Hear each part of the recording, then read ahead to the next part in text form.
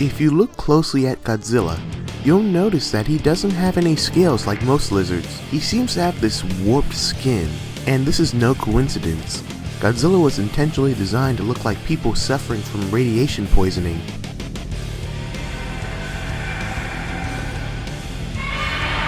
If you look at the original Japanese version of Godzilla, you'll notice one big difference. Raymond Burr is nowhere to be seen. That's because he was only added to the American version to make the movie more understandable.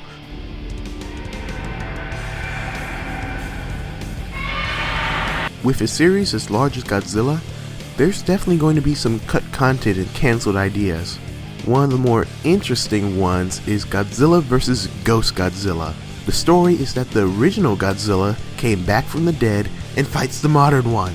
And, well, that's basically all we have. Well, that and this concept art of Ghost Godzilla. The reason it never made it was because the previous two movies, Godzilla vs. Mega Godzilla and Godzilla vs. Space Godzilla, both had Godzilla fighting a incarnation of himself. And making another movie where he fights another Godzilla would seem like a little much. Instead, they made Godzilla vs. Destroyer, which is a great movie and finale to the second series. But it makes you wonder, what would it have been like if they went along with that idea? I guess we'll never know.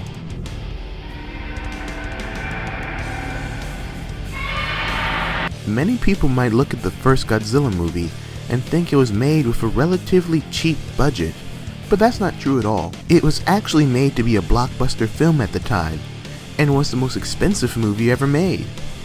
At the time, of course.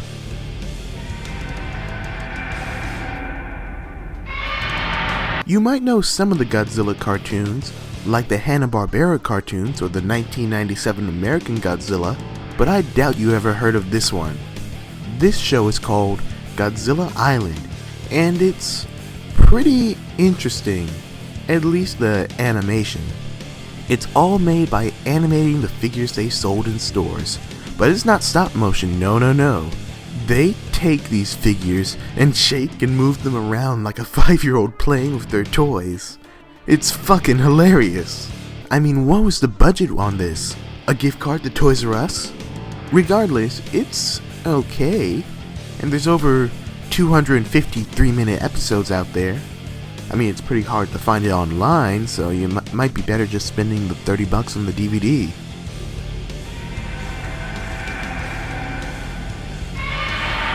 The 2015 Godzilla PlayStation 4 game is the first Godzilla game in over 11 years, so you would expect some graphical increase, and it definitely shows.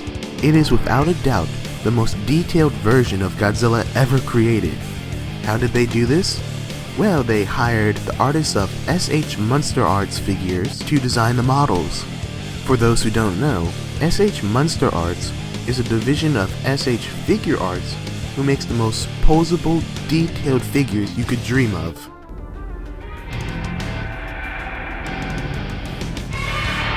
Have you ever met an actor that's always complaining about his role and all the hell it puts him through? Probably not. But if you do, tell him it could be worse. He could be playing the role as the guy in the monster suit. How is that bad? Well, despite the chances of drowning in a pool and getting set on fire, there's the fact that the suit is hot as fuck, and you have to constantly be moving, 3 times faster than what you see on camera, because it gives the monster their slow movements. The suit actors have to move fast through their scenes, and then it's slowed down in editing. Not to mention that they can't see shit because the actor's in the Godzilla's head, being blindly directed on what to do. With the original Godzilla suit, the actor passed out almost every time he was in it, and the suit had to be drained of sweat, and it could stand on its own.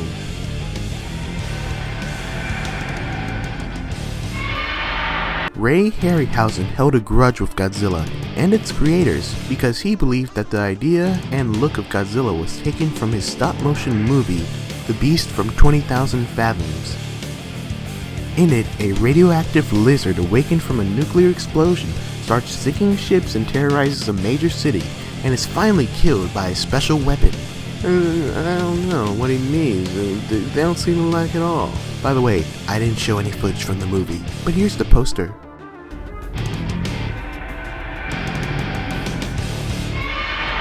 Godzilla was resurrected by H-bomb testing. Now, who was doing that at the time, and in that area? Oh, why the US, of course. So in a way, Godzilla movies are saying, hey, you made this giant monster, and now our cities are constantly being destroyed, and it's all your fault. I mean, no one ever actually says that in Godzilla movies, but it's kinda implied. You could be the judge for that.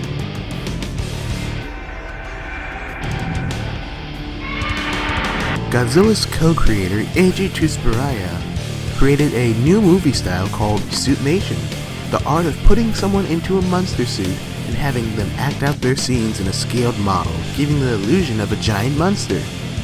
This became the standard for Godzilla movies, and monster movies in general, until being replaced around most of the world by CG.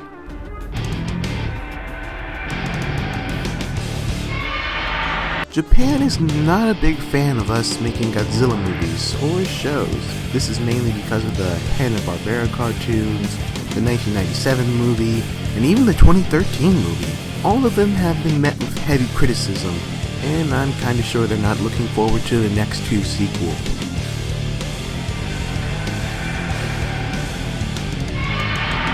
Famous stop-motion animator Ray Harryhausen was planned to be the special effects artist for the first Godzilla movie, but ultimately Toho passed because it would have been too expensive. That's kinda funny. I mean, it's cheaper to make a giant 7-foot latex suit and put a person in it and make them act in a miniature set of a city than animating a little figure frame by frame. I mean, I know it's very tedious, but it makes me wonder how much Ray Harryhausen was charging for his work.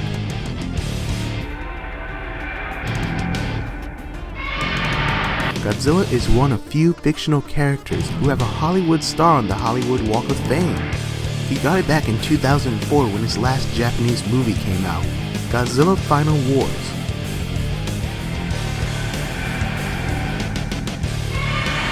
The origin of Godzilla's roar is pretty interesting. You get it by rubbing a rubber glove on a bass violin string. Also, from my experience, if you punch the back of a slide, it sounds like Rodan. It's true, try it out yourself, by punching it. I don't mean punch with all your might, just give it a little knock. Don't break your hand doing it and come crying to me, you idiot.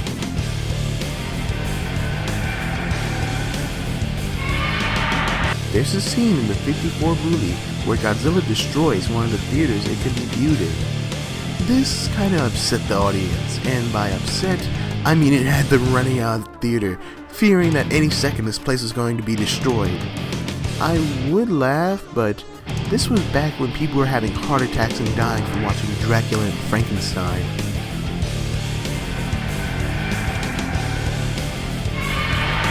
Godzilla's name is a combination of the Japanese words for gorilla and whale. It was also said to be the nickname of someone at Toho Studio, but like Godzilla, it was just a tall tale.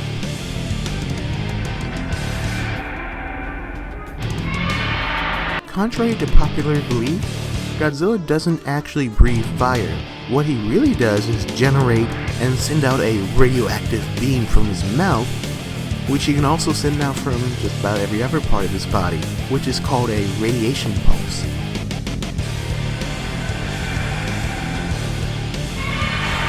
The eyes of the monster Hedorah from Godzilla vs. Hedorah were modeled after vaginas. Yeah, remember that next time you watch the movie.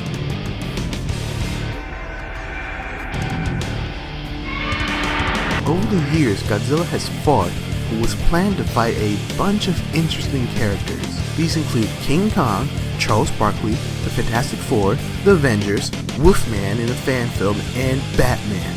Yes, Batman.